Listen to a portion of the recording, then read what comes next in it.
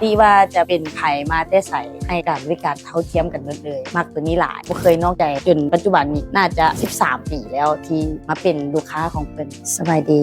ชื่อเจี๊ยบเพชรมณีตอนนี้กำลังเปิดธุรกิจร้านอาหารอยู่บ้านสายลมซื้อร้าน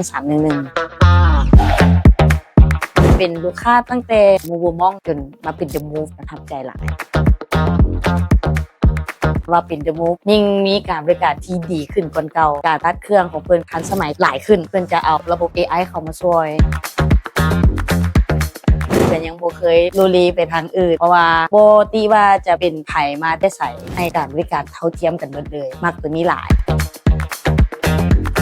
เรื่องเสื้อผ้าเนาะหรือว่าสินค้าอันนี้แม่นเฮาคิดว่า The Move นี่มันดีที่สุดแล้วเรื่องราคาเรื่องหยังถามว่ามันสูงบ่หรือว่ามันต่ำบ่อีหยังจังได๋สำหรับเฮามันแม่นความคุ้มค่าตั้งแต่มูมองจนมาฮอด The Move สุดที่เคยตัดอยู่ก็ยังใช้ได้แล้วเพิ่นก็มีบริการหลังการขายแบบดีหลายอะนะ